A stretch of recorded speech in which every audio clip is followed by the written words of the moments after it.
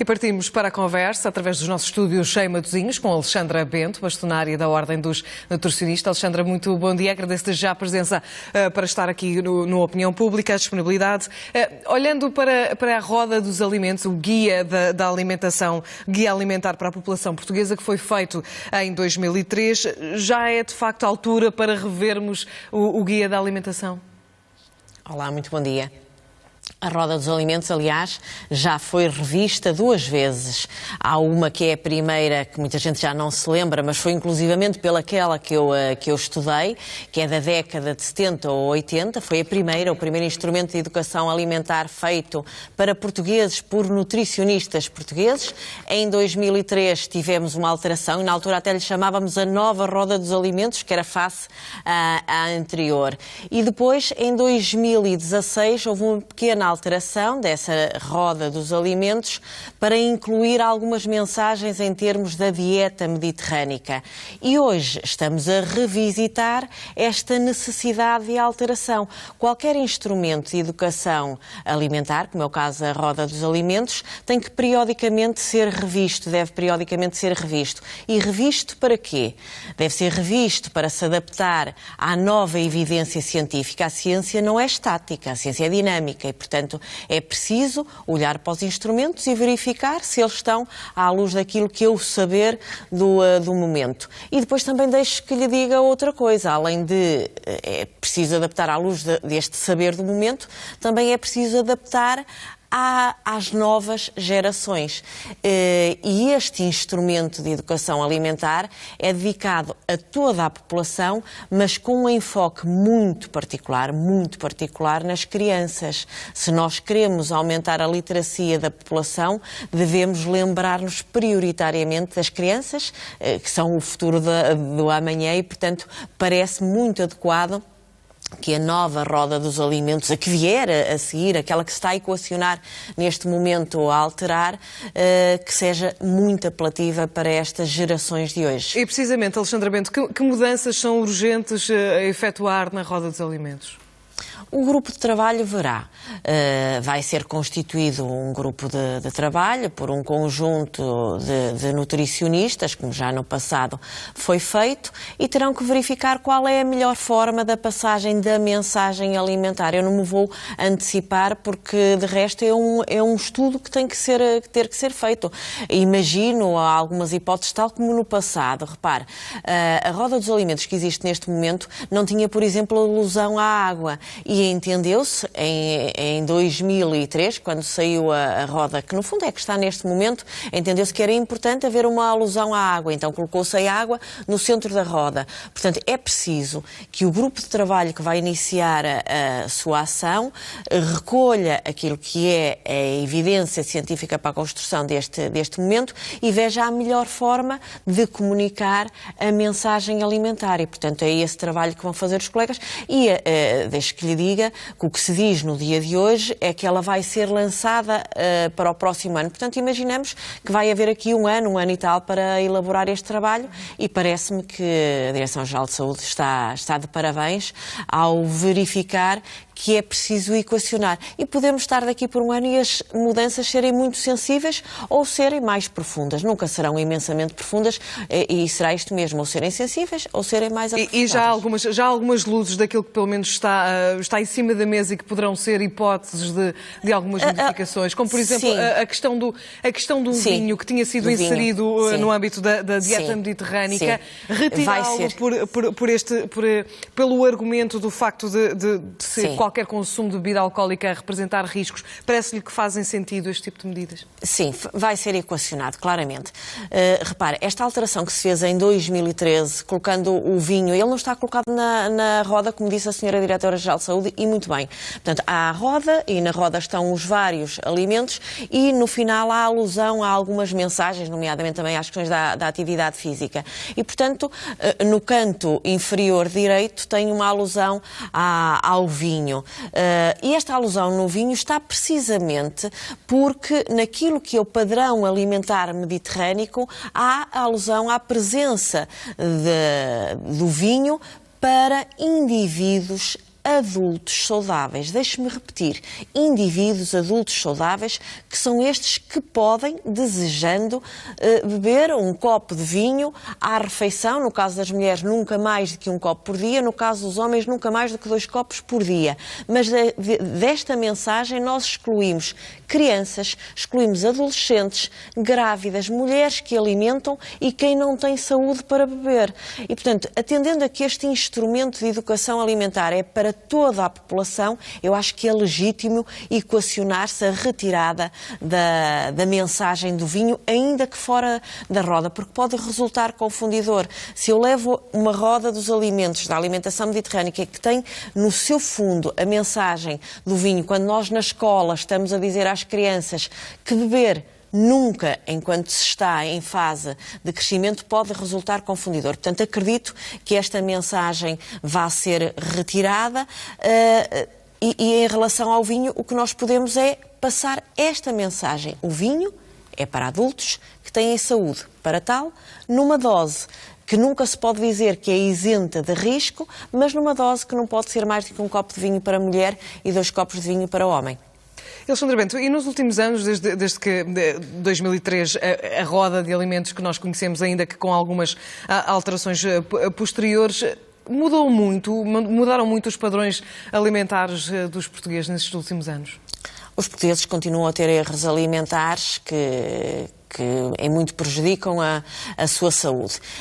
Eu posso lhe dizer que nós entendemos que estes instrumentos são importantes, mas claro que é preciso muito mais ação. Exemplo. A Roda dos Alimentos de 2013 traz uma alteração em relação à primeira roda, que é colocar as leguminosas de forma separada para lhe dar a devida importância. As leguminosas, na primeira roda, estavam no grupo dos cereais, como grandes fornecedores de hidratos de carbono, mas têm uma particularidade muito interessante, que é fornecerem grande quantidade de fibra e serem um grande fornecedor de proteína de origem vegetal, comparável com os fornecedores de proteína de origem animal. Não é a mesma proteína, mas pronto, vamos dizer que é comparável.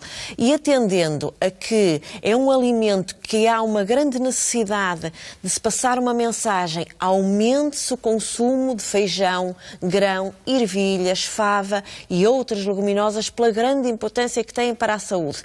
E presente esta importância, na roda de 2013 entendeu-se colocar um grupo só para as leguminosas.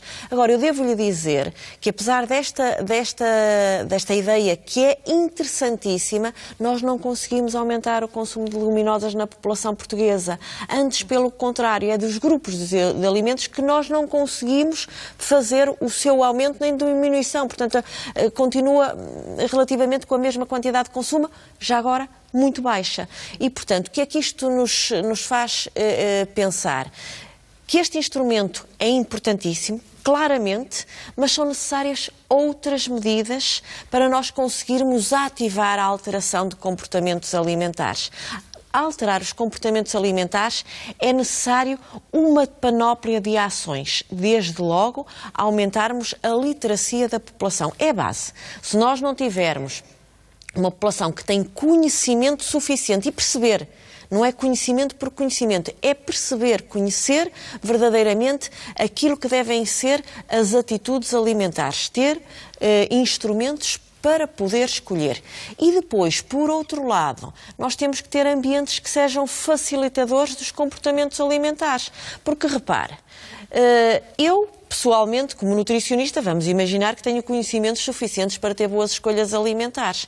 Mas se eu viver num espaço em que no meu local de trabalho a realização das refeições é difícil porque tenho um bar que tem uma escolha alimentar, que tem opções alimentares que são, vamos dizer, más. Que não tenho alimentos que sejam interessantes, não tenho fruta, não tenho a possibilidade de ter legumes, não tenho uma sandes que seja apelativa. O que é que vai acontecer? Eu vou ter dificuldade de ter uma alimentação que seja adequada. Exige um esforço muito maior. Porventura nós podemos dizer, ok, pode levar de casa, e no caso das crianças também podem levar a sua lancheira para a escola. É evidente que tudo isto é possível, mas exige mais esforço. E nós temos que tornar as atitudes alimentares saudáveis, fáceis. E quando falamos de crianças, essas questões ganham ainda maior dimensão, até porque estamos a contribuir para a sua própria educação alimentar. Claro. É evidente. De que forma, o que é que ainda falta fazer, desde na base, nas escolas, no pré-escolar, para que os hábitos alimentares se transformem verdadeiramente? Eu não me canso de dizer que o palco da excelência para nós termos uma alimentação que seja saudável no presente, mas pensando já no futuro, é trabalharmos as escolas. Eu imagino que, devo-lhe dizer que, pronto, para sermos também muito honestos naquilo que dizemos, a escola, e em concreto o Ministério da Saúde e o Ministério da Educação têm tentado melhorar aquilo que é a oferta alimentar nas escolas, mas é tentado, porque de resto o que nós verificamos é que a escola continua com muita insuficiência no que diz respeito a conseguirmos ter bons hábitos alimentares das nossas crianças.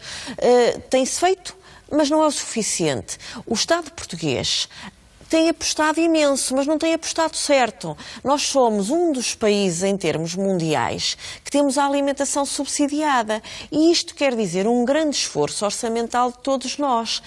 Mas ao ser subsidiada, quer dizer que algumas crianças não pagam a sua refeição, outras pagam muito menos do que o seu custo, mas ainda assim temos muito desta refeição a ir para o lixo. Nas cantinas escolares, muito do que é fornecido vai para o lixo. E é um grave problema, porque ao ir para o lixo temos crianças que não estão a ser alimentadas corretamente porque não se identificam com aquilo que é a oferta alimentar. E, portanto, há que encarar a questão da alimentação das escolas de frente. Máquinas de venda automática que têm que ter escolhas alimentares que sejam saudáveis, mas apelativas e ir de encontro aos gostos e às preferências alimentares das crianças, trazer as crianças para a causa alimentar, envolvê-las. No bar da escola é exatamente a mesma coisa e a cantina também, porque são os espaços onde as crianças comem, é na máquina de venda automática, onde isso vão buscar os seus alimentos. Não acontece por um desconhecimento do próprio grupo de trabalho, digamos assim, que faz estes planos para as escolas, que não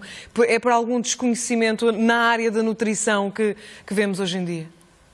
Claramente, é por um conjunto de fatores. Eu devo-lhe dizer que a Ordem dos Nutricionistas, a este respeito, apresentou no ano atrasato uma proposta concreta ao Ministério da Educação. Uma proposta em concreta que foi apresentada à Sra. Secretária de Estado Adjunta e da Educação. Já o tenho dito várias vezes. Eu entendo que exejo que os vários partidos políticos coloquem isso nos seus programas, para que o próximo governo encete a sua atividade legislativa com uma grande ação em termos da alimentação escolar, porque é preciso uma grande ação e não acredito que esta ação possa ser desencadeada sem a presença de nutricionistas nas escolas. É impossível, se nós queremos promover literacia alimentar das crianças, envolver professores, pais, auxiliares da ação educativa, alterar a oferta alimentar nas escolas, mas não com medidas que sejam encaradas como impositivas, porque caso contrário as crianças fogem do espaço escola e vão adquirir os seus alimentos noutros lugares. Portanto, é preciso envolver. Para envolver é preciso recursos humanos para efeito. E acredito que os nutricionistas estariam imensamente bem posicionados para ajudar na alteração desta lógica alimentar. Outros países já o têm feito e eu gostaria imenso que o nosso país o pudesse fazer. Temos instrumentos de excelência para poder fazer. Desde logo, profissionais de saúde, não só os nutricionistas, mas outros, mas claramente os nutricionistas. Temos o passado da dieta mediterrânica, que é um padrão alimentar que é salutogénico, e somos um país que estamos habituados a agarrar causas. Temos alguma inércia de perceber o momento em que o devemos fazer. Nos últimos anos, eu era levada a dizer que neste novo milénio Portugal despertou para a questão deste determinante de saúde, a alimentação, está a desenvolver um conjunto de iniciativas. É preciso, por um lado, não pararmos, por outro lado, olharmos agora com muita particularidade para aquilo que são os settings onde devemos atuar, e a escola claramente é um palco muito importante. Alexandra Bento, vamos alargar a nossa conversa aos nossos espectadores. Vou chamar o Rui Tiago, que está a ver-nos em Lisboa. Rui, muito bom dia. Rui Tiago, está-me a ouvir? Bom dia, Rui, está-me a ouvir? Não, penso que o Rui não me está neste momento a ouvir. Passo a chamar José Silva, está a ver-nos em Albufeira, no Algarve. José, bom dia. Bom dia. Olha, eu Olá, gostava de começar pela última parte da intervenção da sua convidada relativa às escolas, até porque eu tive, durante muitos anos, fui presidente das associações de pais e tive muitos anos ligado ao movimento associativo de pais. E conheço bem o fenómeno e o problema, digamos, muito de perto, e tomei algumas iniciativas até para melhorar, digamos, as refeições escolares e para mudar o paradigma. Porquê? Porque um dos problemas do sistema é o fundamentalismo. É assim, eu começo por fazer uma crítica quando se diz, quando aquela senhora que falou recusou terminantemente dizer que o vinho devia ser retirado, é uma infantilização das pessoas. Que seja honesta, ou seja, o álcool é negativo em excesso, mas nem todo o álcool é igual. Daí que a situação em relação ao vinho é puramente ridícula. Mas voltando ao mais importante, às crianças. O que se passa nas escolas é muito simples. Em muitos casos, é o fundamentalismo na aplicação dos critérios estabelecidos pelo Ministério leva a que a comida, de facto, vá para o lixo, seja desperdiçada. Porquê? Porque não sabe nada, não tem gosto. Há um fundamentalismo no que respeita o sal. Sim, os critérios do sal têm que ser, digamos, um bocadinho mais apertados, mas é um bocadinho. Agora, o que se faz é, de facto, o excesso, peca-se pelo excesso. A comida, quando não sabe nada, não é apelativa, tem que ter gosto, tem que haver imaginação e capacidade no tempero e nas emendas. A sua convidada referiu agora a existência de nutricionistas nas escolas. Ora bem, isso é relativo, porque depende muito, não é só nutricionista, depende muito da opinião da nutricionista A, B ou C. Se a senhora em causa segue de forma mais estrita ou menos estrita os critérios estabelecidos pelo Ministério, porque os critérios até nem são, digamos, tão apertados como muitos possam pensar, mas na aplicação prática o que é que resulta? Resultam emendas que são demasiado diversas, e eu digo isto porquê? Porque eu, na altura, tomei uma iniciativa de fazer um estudo sobre o que estava a passar na escola a nível alimentar e as cozinheiras disseram uma coisa muito simples. No tempo em que nós tínhamos alguma palavra a dizer na elaboração das emendas, havia menos desperdício e a comida, digamos, os alunos comiam mais na escola, porque nós tínhamos o cuidado de escolher emendas que sabíamos que eram mais apelativas ao palato dos alunos, dentro dos critérios existentes.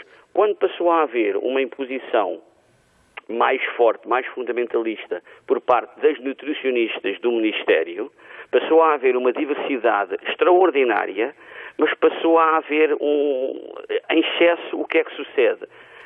Não resultou, ou seja, isto não quer dizer que nós vamos ceder a ter emendas que só sejam interessantes, que só aquelas são interessantes para os alunos. Não, mas o facto de, por exemplo, as cozinhas das escolas não estarem devidamente equipadas para cozinhar certo tipo de alimentos, por exemplo, normalmente não têm fornos com capacidade para fazer, em vez de fazerem batata, digamos, frita, fazerem batata no forno, não têm capacidade para isso.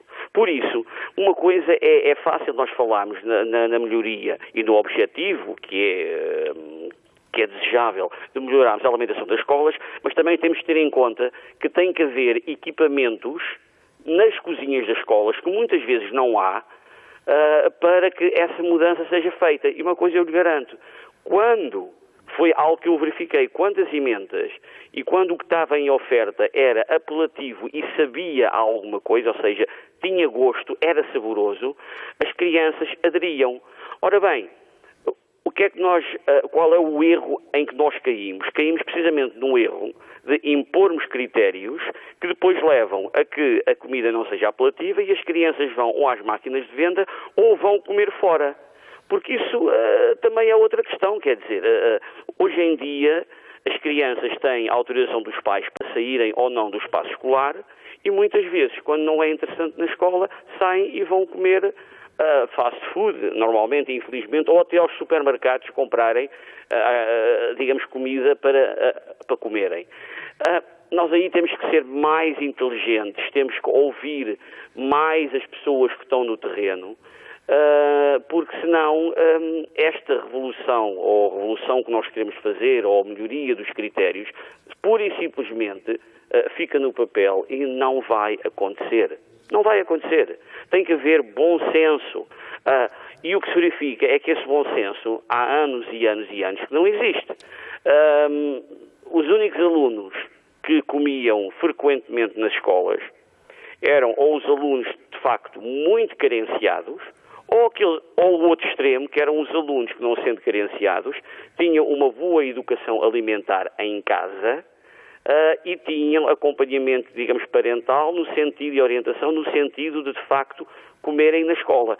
Mas atenção, mas isto também passa-se em escolas onde os pais, onde as associações de pais eram mais intervenientes e sabiam que o que estava a ser fornecido aos alunos tinha, de facto, qualidade. E muitas vezes, em muitas escolas, não tem qualidade porque são, digamos, não é confeccionada a comida na escola, mas sim subcontratada em empresas de catering exteriores à escola. Por isso, esta questão é mais complexa, porque toda a intervenção da sua convidada, a que me disse mais, a que foi mais próxima, foi de facto a questão da escola, e de facto são as crianças, são o futuro, nós temos que investir nelas, mas a realidade no terreno não se resume àquilo que se oferece só. José Silva, e agradeço, levantou aqui também algumas pistas interessantes para também falarmos com a nossa convidada que está nos estúdios em Matosinhos, mas para já ouvimos ainda mais algumas opiniões de José Martins, que está em Lisboa. José, bom dia. Ora, bom dia e obrigado pela oportunidade que me dá de participar no vosso programa. Eu gostava por emitir a minha opinião, que é muito simples. Primeiro, trata-se mais de um conjunto de meras boas intenções e nada mais.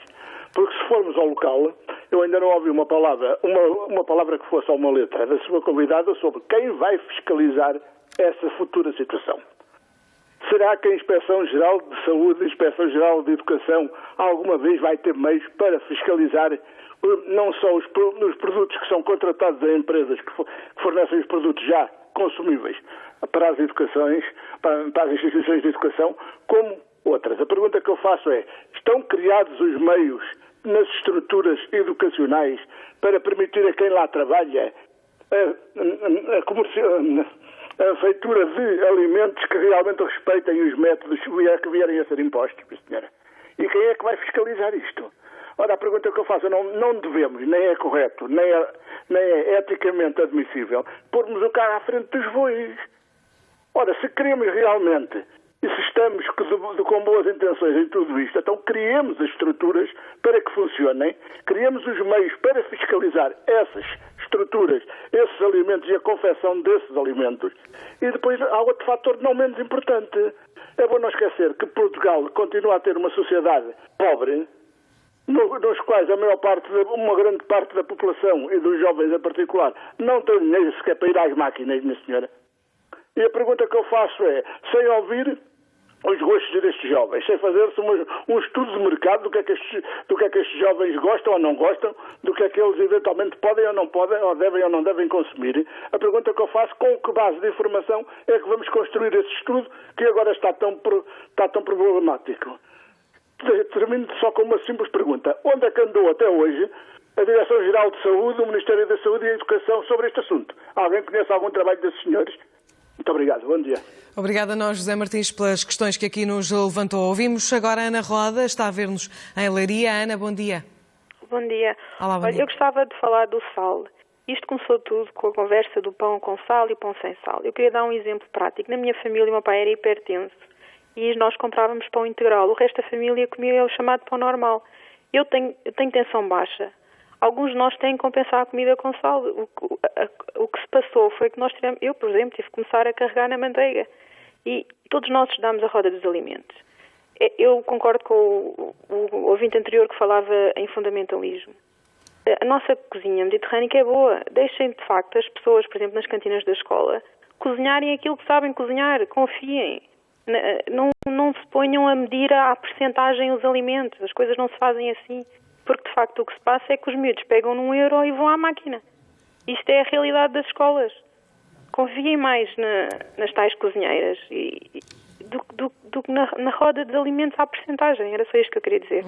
Ana, e agradecemos o seu contributo e para que também na ideia que aqui defendeu e na ideia também dos nossos telespectadores anteriores, para retomar a conversa com a Alexandra Bento, perguntar-lhe, Alexandra, se de facto houve aqui, o nosso primeiro telespectador falou em fundamentalismo e que se colocassem até nutricionistas nas escolas, haveria depois de mudar entre a nutricionista A ou a nutricionista B. E isto leva-me à pergunta, de facto, quando falamos em alimentação, estamos a falar ainda de um assunto com opiniões, às vezes, muitas vezes contraditórias, com estudos que nos dizem uma coisa, outros estudos que nos dizem outra, e de facto é difícil criar aqui uma linha em que todos possamos acreditar e seguir de uma forma só. É verdade. Por acaso eu estava a ouvir os comentários destas três pessoas que nos fizeram companhia e estava a retirar que a palavra que resultou como transversal, dita ou não dita, é mesmo fundamentalismo. E devo-lhe dizer que no que diz respeito, inclusivamente, à minha pessoa, se há coisa que não sou é fundamentalista. O que quer dizer que se, estando eu a falar, a palavra que transpassa é fundamentalismo, quererá dizer certamente que muito temos que fazer em matéria de alimentação e nutrição no nosso país. Quererá dizer que a literacia da população ainda não é suficiente, quererá dizer que os nutricionistas não estarão a passar a mensagem adequada, quererá dizer que o Ministério da Saúde tem que agarrar este assunto ainda com mais força, porque em matéria de alimentação o que não se quer exatamente é que haja fundamentalismo. Poderá querer-se dizer que haja regras, mas todos os alimentos são permitidos. E quando nós estávamos a falar, repare, quando estávamos a falar na roda dos alimentos e na retirada ou não retirada do vinho da roda dos alimentos, nós estamos a dizer retirar o vinho do instrumento de educação alimentar. Porventura, retirar o vinho deste instrumento de educação alimentar. Não estamos a falar de uma proibição do vinho, não é? Exatamente. E o que quer dizer que eu própria, que me julgo pessoa com capacidade de explicar aquilo que quero explicar, não o consigo. E, portanto, isto dá que pensar com muito afinco naquilo que é a mensagem alimentar. E, portanto, mais uma vez, na questão do vinho, vou dizer aquilo que não é a minha opinião, mas aquilo que é a evidência em termos de saúde. As bebidas alcoólicas e o vinho em particular poderá estar no dia alimentar dos indivíduos adultos, como nós, que estamos a falar, saudáveis, como nós, porventura, que poderemos ter saúde. Os outros que não são adultos ou que não são saudáveis não deverão beber. Que é o mesmo que dizer que as crianças não podem, que os adolescentes não podem, que as grávidas não podem, que as mães que amamentam os seus filhos não podem e quem tem doença que não poderá beber vinho não o pode fazer. De resto, até o próprio padrão alimentar mediterrâneo, excluindo estes que acabamos de dizer, diz que um copo de vinho, e estamos a falar num copo de vinho, porque, repare, o benefício para a saúde da bebida alcoólica é em J. Quem é de saúde sabe o que é que eu estou a dizer. O que é que isto quer dizer? Que se nós tivermos uma pequenina porção, nós podemos ter benefício cardiovascular. Se a quantidade for aumentada, este benefício deixa de existir. E este potencial benefício para a saúde do vinho em particular será somente com um copo de vinho para a mulher e no máximo 2 copos de vinho para o homem com saúde, adultos com saúde. E espero me ter feito compreender com esta mensagem em relação às bebidas alcoólicas e ao vinho em particular. De resto, essa mensagem clara. Alexandra Bento, que é muito importante. Sim, temos de avançar ainda para ouvir mais algumas opiniões. Ia sugerir ouvirmos estas opiniões. Depois retomamos a nossa conversa também para fazermos aqui as notas finais do programa. Temos de avançar porque já o tempo corre e já estamos quase na reta final. E ouvimos Rita Barroso, liga-nos, a Albertina Ferreira, aliás, liga-nos de Famalicão. A Albertina, bom dia. Bom dia. Olá, bom dia. Desde já deixe-me cumprimentá-la pelo seu programa e à senhora bastonária que está aí. Um programa muito interessante. Bom dia. Estamos a ouvi-la, Albertina. Bom dia.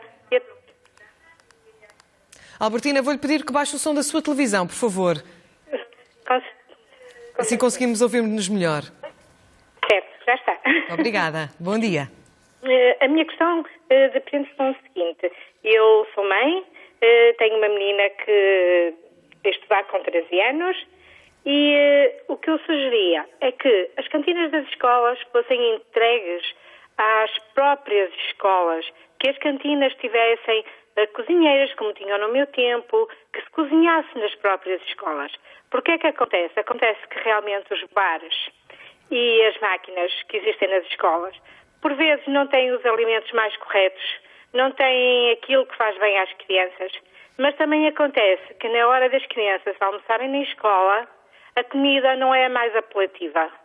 Eu vejo a minha filha, que é uma criança que gosta de comer, que come bem e que muitas vezes se queixa que o peixe vem cru, a comida vem crua, a comida vem fria e para não ficar com fome, muitas vezes o que é que acontece? Come dois pratos de sopa ou 2 tigelinhas de sopa, porque a minha filha gosta realmente de comer e não pode ficar com fome. É uma criança que leva os lanchinhos de casa e tento, quanto possível, em casa dar-lhe uma alimentação saudável. Muitas vezes chegamos à escola e não encontramos esse feedback. Portanto, Albertina, o que está a dizer é que não é tanto dos menus em si, nem da emenda, mas sim da maneira como também os alimentos são confeccionados. A própria confecção é fraca. E depois é assim, há crianças que vão para a cantina ao 12:30 e há crianças que vão para a cantina à 1:20. Acontece que as crianças que vão ao 12:30 ainda vão comer a comida mais ou menos. As que vão à 1:20 vão comer a comida fria, já completamente, olha-se com um aspecto mau, ressequido ou engordurada. E as crianças, claro, não comem. Acho muito bem que se restrinja o sal, o açúcar. Os meus filhos foram crianças que até 1 ano de idade foram assistidos por pediatras, nunca souberam o que era sal, nunca souberam o que era açúcar. Tento, quanto possível, dar uma alimentação boa em casa. Mas, por vezes, fora de casa, não se encontra isso.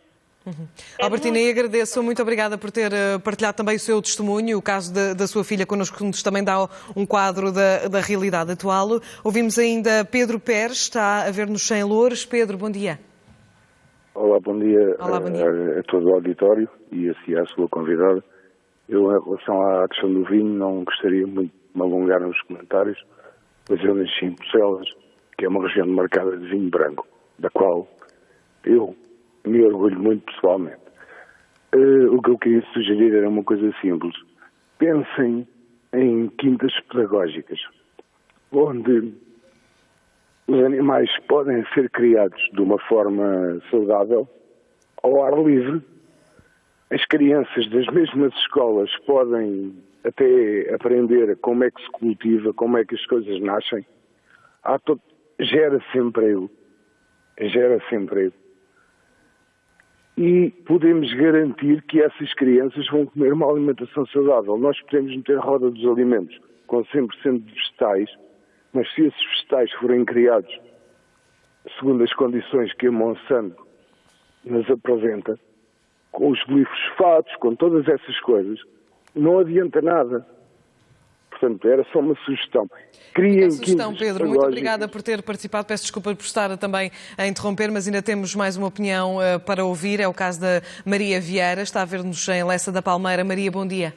Muito bom dia. Olá, bom dia. Eu, pouco mais tenho a adiantar, uma vez que também subscrevo que há muito fundamentalismo em termos de não se poder beber vinho, não se poder comer gorduras. É evidente que há toda uma educação que vem desde o pediatra até ao médico de família. Não precisamos de nutricionista para nos dizer isso. Um caso é que é evidente que as crianças não podem beber álcool, toda a gente sabe disso. É uma questão de educação. Além disso, se formos dar ouvidos a certos nutricionistas, só vamos comer sementes de chia, só vamos não sei o quê. Por amor de Deus, eu acho que nem 8 nem 80. Acho que a alimentação mediterrânea é muito boa, a sopa é completíssima. É evidente que tem que se ver a origem dos legumes, como é que são feitos, e aí é que está o problema, penso eu, usando pesticidas, e aí é que reside o problema. Mas não nos mandem comer frango de aviário, porque toda a gente sabe como é que os aviários são. Acho que eu prefiro comer um bife pequeno de vaca, mas que eu sei que é de um bom produtor, de comer um peito de frango que eu não sei como é que foi criado num aviário. Portanto, não vamos ser fundamentalistas, porque acho que não é por aí. Maria Vieira, muito obrigada, e vamos precisamente pegar nas suas palavras para as notas finais com a Alexandra Bento. Alexandra, e continuamos aqui a falar de fundamentalismo no que respeita à alimentação. Continua a haver esta ideia de que ou é 8 ou é 80, e depois há outras questões aqui também, que o mundo da alimentação é isso mesmo, tem muitos aspectos para falar, como a origem dos produtos, etc. Exatamente. Mas, de facto, nas escolas, sobretudo, ficou aqui esta ideia clara de que é preciso melhorar e de que as coisas como estão não estão a funcionar. Exatamente. E, de facto, é isso mesmo. Não pode haver fundamentalismo em relação à alimentação. Acho que é transversal nestas conversas que estamos todos alinhados, parece que estamos todos a falar uns contra os outros. E é isto mesmo que faz com que muitas vezes não se consiga prosseguir. Eu acho que o caminho está traçado. É necessário termos a consciência de que precisamos de comer todos nós melhor, sem fundamentalismos, guardando aquilo que é a relação com o nosso passado, a dieta mediterrânica, e colocando as nossas crianças, aproveitando uma sugestão de um dos nossos intervenientes, colocando as nossas crianças próximas do saber fazer, próximas daquilo que é o alimento. As quintas pedagógicas é um exemplo, de entre outros exemplos, que pode ser trazido para a educação alimentar. Porque muitas crianças não conhecem tão pouco a origem dos alimentos. Conhecerem a origem dos alimentos, conhecerem aquilo que é a forma da criação e a sucessão da criação dos alimentos, conseguir perceber que há alimentos que se comem em natureza, outros que têm que ser transformados pela confecção culinária, e colocar as crianças a aprenderem a cozinhar, desde aquilo que é a origem, na produção,